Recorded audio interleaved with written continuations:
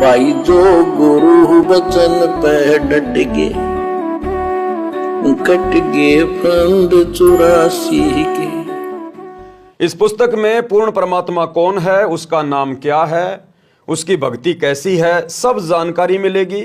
मानव जीवन सफल हो जाएगा। परिवार में किसी प्रकार की बुराई नहीं रहेगी, क्योंकि भाइयों और बहनों, यदि हमने बुराई को ग्रहण किया है तो ज्ञान की कमी के कारण है। हमें समाज में किसी ने भक्ति नहीं बताई, हमें समाज में किसी ने सही प्रकार से जीने की राह नहीं बताई, हमारा आध्यात्मिक रूप से किसी ने सही मार्गदर्शन नहीं किया। हम जब थोड़ा बहुत होश संभालने के लायक हुए तो माँ बाप ने केवल एक ही शिक्षा दी कि बेटा पढ़ाई कर, नौकरी लग, पैसा कमा। पड़ोसी का लड़का नौकरी लग चुका है, बढ़िया मकान बना चुका है, देख उसकी शादी हो गई। तो बच्चे के दिमाग में हमने केवल एक ही चीज भर दी कि नौकरी लग पैसा कमा, नौकरी लग पैसा कमा। अब वो बच्चा जिसने अपने माता पिता से केवल पैसा कमाना ही सीखा है, वो बेचारा भक्ति मार्ग का ज्ञान कहां से प्राप्त कर पाता। और इंसान को यदि कोई वस्तु सुखी करती है तो वो है भक्ति।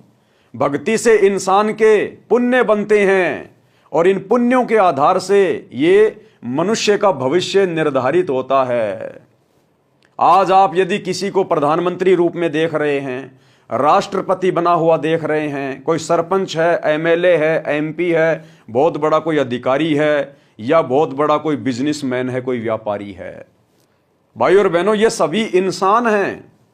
और एक व्यक्ति जो रोड पर खड़ा होकर गाड़ी वालों से पैसे मांगता है, दिए बाबा, दिए बाबा, दिए बाबा, वो देश का प्रधानमंत्री भी एक इंसान है और रोड पर खड़ा होकर भीख मांगने वाला भी एक इंसान है। दोनों में कोई अंतर नहीं है, लेकिन दोनों की आर्थिक स्थिति में दिन और रात का अंतर क्यों है?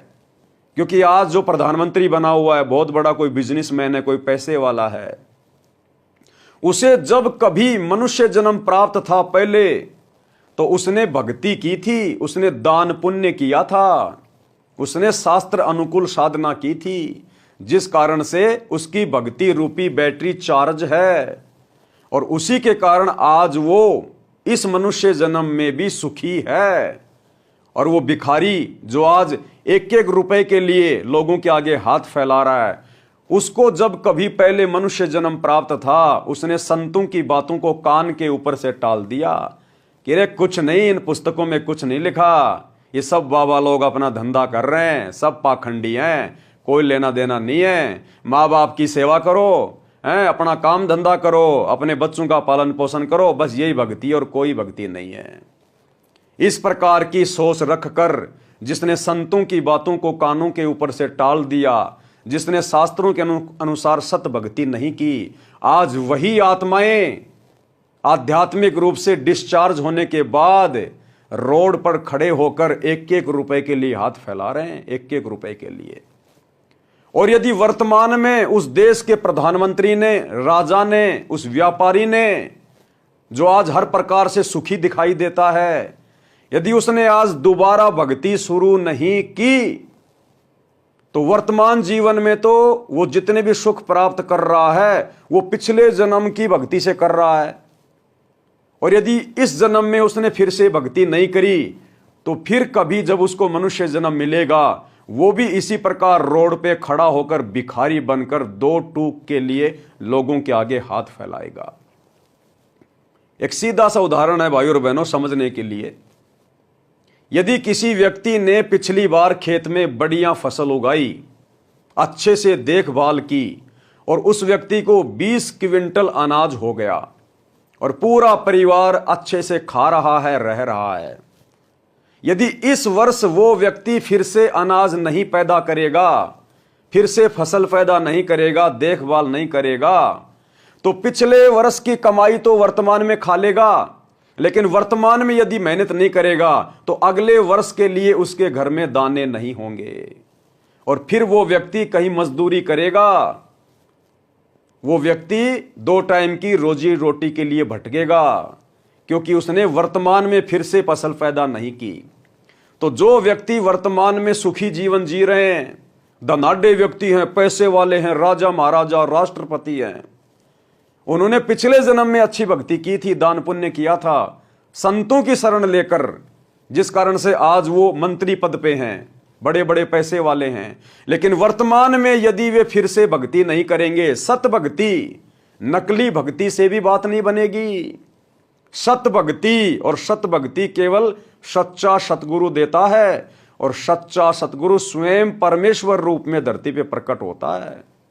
यदि उनकी शरण में आकर फिर से थोड़ी बहुत भक्ति नहीं की तो अगले जन्म में फिर वो खाली का खाली रह जाएगा।